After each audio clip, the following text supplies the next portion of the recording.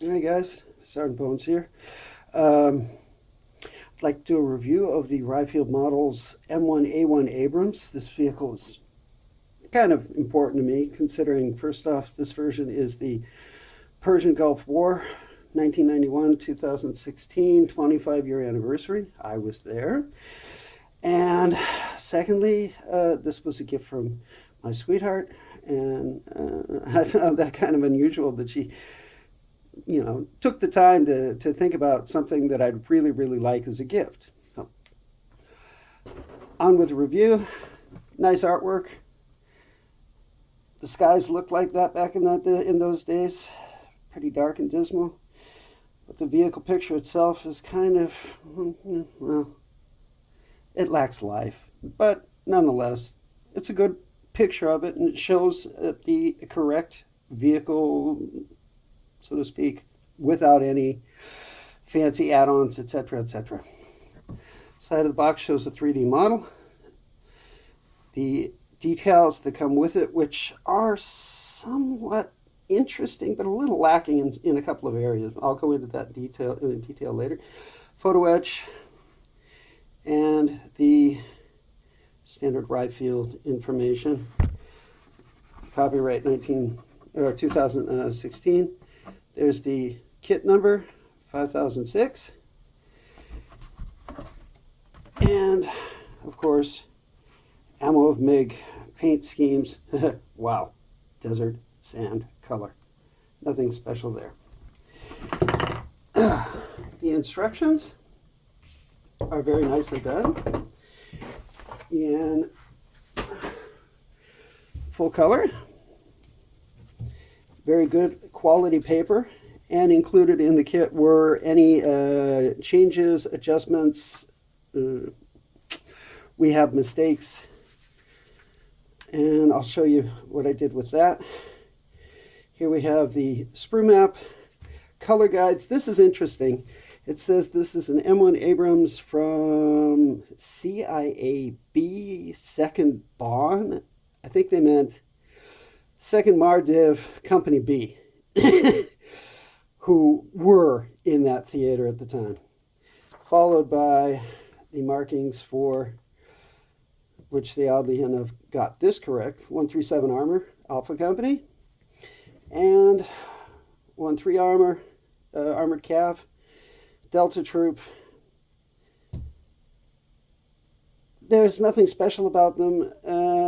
One thing I do notice, though, is that they are not showing any markings for the vehicle identification numbers, which were normally found on the fenders or on the front of the hull. This can be corrected. It's easy enough to find pictures of it online. Oh, just noticed that's no, excuse me. So, interesting actually, this seems to be a standard by Ryefield. They start off, instead of with the lower hull, they start off with things like the turrets. They did the same thing in the Tiger model. These are an example of the, oops, we made a mistake in the numbering or something. I've cut those out and then just added them in with a piece of Scotch tape over the incorrect markings. Very nicely detailed, not overly busy instructions. No real good fancy details on the inside of the turret, but it's not a full interior kit. You can tell, though, that a lot of parts from their full interior M1 have ended up inside of this kit. Moving along, minor options, other corrections, building up the turret. No big deal here. Nicely done. Machine guns for the commander and the loader. Also, some optional parts here are noted distinctly in blue, so that you know that on certain vehicles you would find them and others you would not. Again, optional items marked in blue so that you know. Moving on to the suspension then. Oddly enough, it comes with torsion bars, But then they destroy the whole thought of using a opposable suspension in that they have Lincoln length tracks. That kind of disappointed me, and unfortunately the correct tracks for this vehicle version would be the T156, the older original version, and it's almost impossible except for Trumpeter to find anybody that makes movable or posable tracks of that type. Nonetheless, back to the model. Very simple construction, nothing real busy. Very nice addition of photo etch and minor attachment points, and the way the grills all go together look very, very authentic. You'll see that on the sprues. Again, more photo etch here, very nicely done. The tracks are the only downfall in this kit. They can be worked with, but this is one of the things that always bothers me with the sprue metal tracks on vehicles that have two-pin connections. You know, there's like a clasp on 2 pins, and the key is that the pad pivots on one pin and pivots on the other pin, and when you get it in here with these, you'll have to bend them to make an appropriate pivot point. And that's kind of disturbing. That's why I was hoping to find workable tracks for it, but unfortunately, because this is the older version of tracks which were on the actual vehicles, some didn't have them, some did, but a majority of them did, you're stuck with having to bend the end. Let's see if I can get this up here. The end connectors, you'll have to bend them around that curve to make them appropriately, to make them look realistic, which is disturbing. Other than that, it's a really nice kit. Another nice thing are the armored plates. They're very nice. Very nice thickness to them. And I'll show you that in a second too. Also, in addition of photo etch details for the upper edges and lower edges. Excuse me, upper edges. And all in all, a really relatively easy kit, only 12 steps, but very well detailed. When we look at the sprues, let's start with the tracks, because this is disappointing. But it's the only thing that's disappointing on this kit. Let's see if I can get this to focus. Well, you can see them from here. There's a whole bunch of ejector pin marks all along that flat piece. On the upper side, that's no big deal. But on the lower side, where you're going to see it, that's nasty. Every second pad has got an ejector pin mark. We used to call them tuning forks because they'd start singing sometimes. The tuning fork connector pieces between each track pad are not bad. They're well detailed. You could almost see the bolts in the middle of there and how detailed they are, but that's not so important. The important thing is that the tracks have the correct tread pattern. Unfortunately, as I said, you cannot get aftermarkets for that tread pattern with the exception of from Trumpeter, and they are hard to find.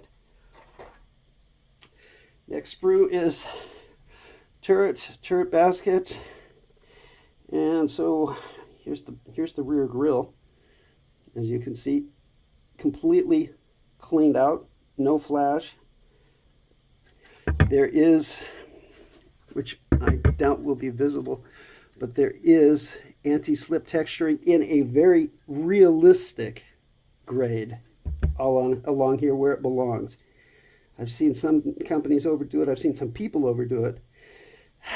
That's, in this case, you feel it, you can hear it. It's very nicely, and you can scratch it too, which, well, actually, it's a nice weathering effect. Anyway, check out the fine mesh on those grills. Those are the grill inserts on the back by the engine. Beautifully done. One of the best places to heat up your coffee in the morning. Here we have the lower hull. This is taken from their full interior kit, if I'm not mistaken. It's nicely done, nicely detailed. Nothing super fancy. Interesting that the weld line is actually present here. Most modeling companies do not do, even to me it doesn't even have that one in there. This extra additional armor plate that's here mounted here to the front. One minor injector, not two minor injector points, bottom of the tank, no big deal.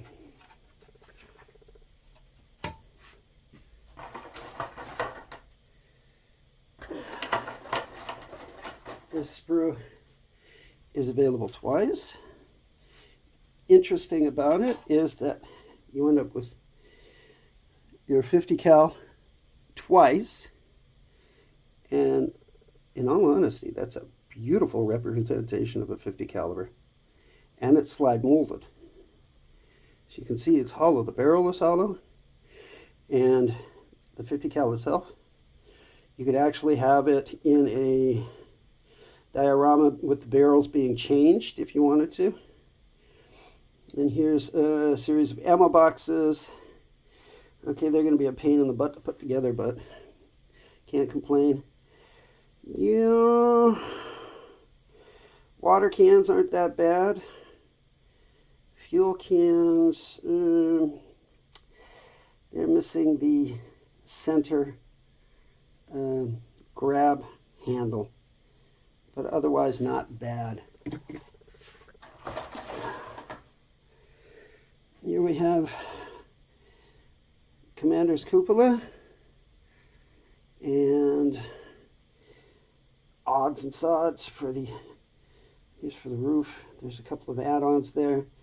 You have your coaxial machine gun, or well, actually your loader's machine gun, although it's the exact same one in the coax position. Beautifully detailed. Oh. The old style grenade launchers,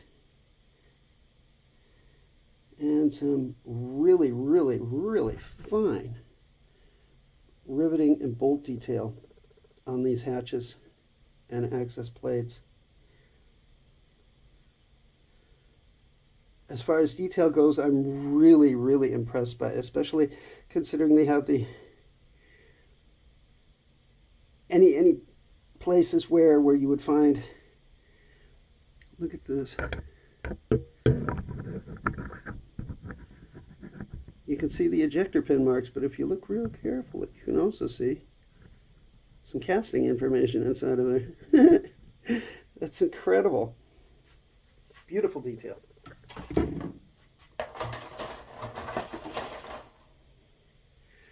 So, here we have parts of the gun breech, different types of front fenders, one with the reinforcing impression on it, a set without. Why they have two, oh yeah, different driver's hatches. One has a reinforcing brace here on the front. A lot of these parts you will not be using because they come from the A2 variant. Here we have the gun barrel in multiple parts, just like they did on the Tiger, which I actually find very well done because you barely have any mold lines to clean up. They basically stack to the full length of the gun, and it's a lot better than two-piece gun barrels. I hate those. Here's the ammo storage bin, upper deck covers in complete with their sanded texture, which you can see quite clearly. Even on my crappy telephone you can see that quite clearly. It's beautiful. Very well done. Gun mantlet, nicely detailed, including that star-shaped blast diffuser end piece on the end of the coaxial.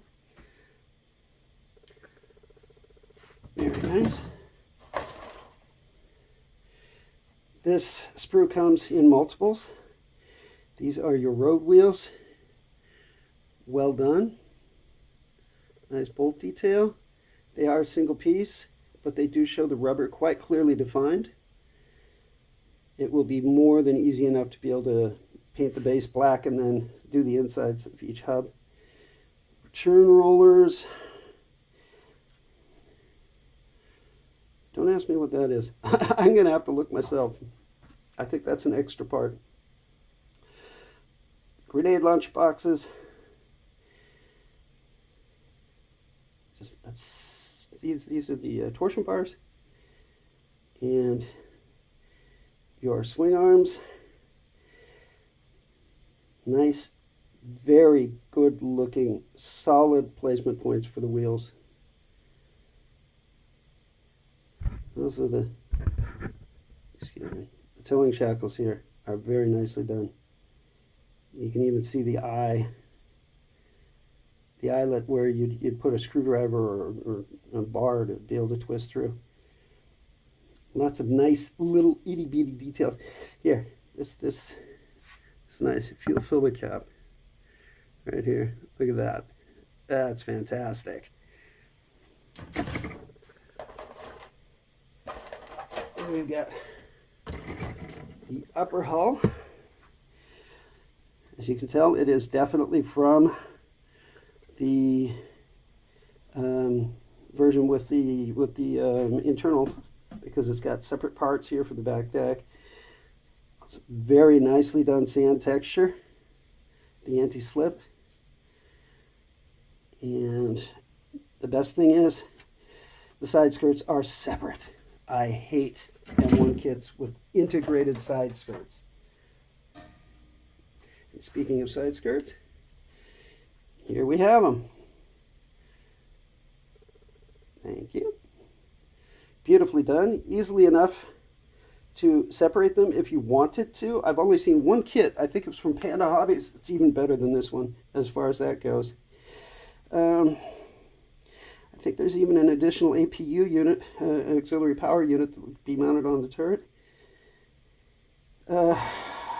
Different types of ammo storage covers, again with the nice sanded textures. Some odds and ends from an A2 version, or the SEP2, or whatever, what is it called? Yeah, SEP2. And just in general, some really, really fine details. This disturbs me just a little bit. If you look at these handles here, come on, there. They look a little bit too flat, but they are there. Whereas just above it, there's one where it looks correct. Oops, where is it? Where'd it go? Where'd it go? There.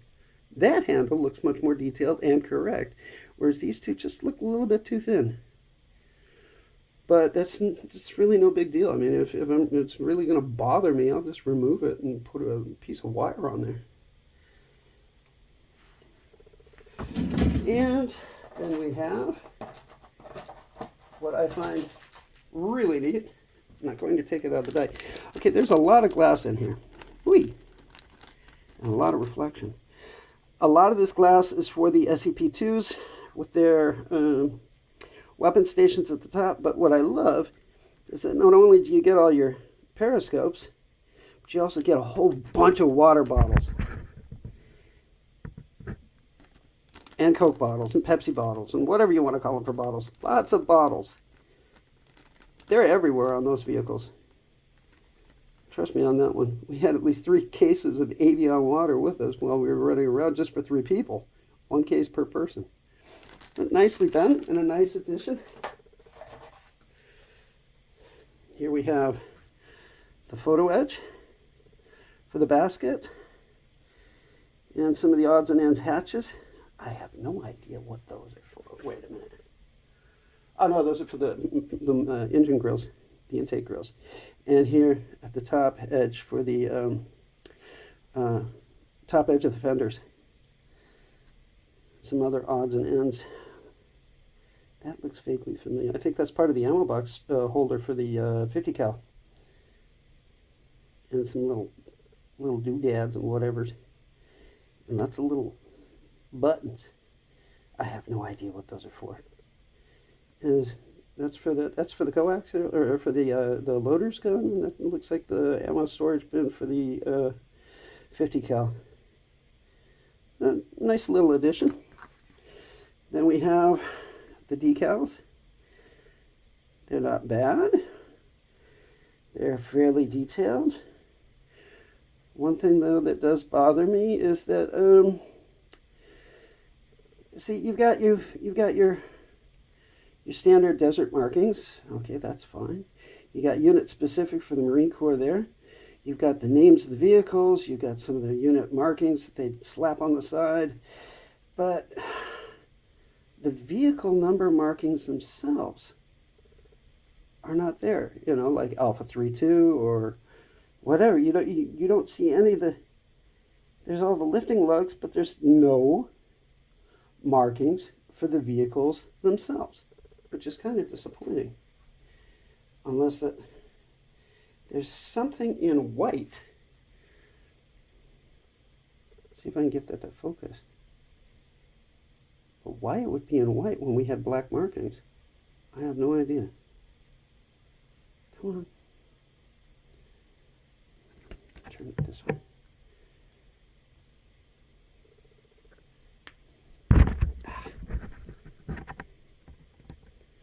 I have no idea what these white markings are. I'll have to get a closer look at them sometime soon, but they appear to be, oh, they're for ammo boxes. Okay, so that solves that mystery, but like I said, it's missing vehicle markings. And it was missing the unit that was next to mine, namely that of 367 Armor from 2nd Armored Division.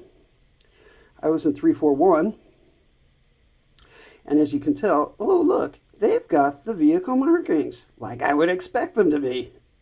Thank you very much. Echelon makes these decals. It's just a little bitty sheet, but you know what? It's got exactly what you need to make actual vehicles.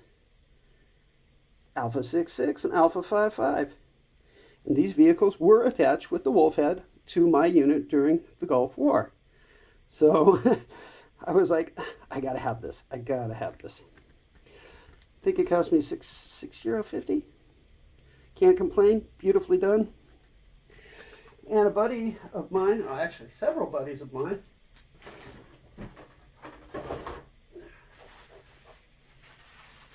hooked me up with a bunch of stowage. Thank you, Dennis Long and Mark S. Hughes. I've got bits and bobs that I can throw into the back of the stowage bin. Part of it's a black dog kit, part of it's a little bit of this, that, and the other. Even some camo netting, which is very nice. You can use that on my Hummer too. And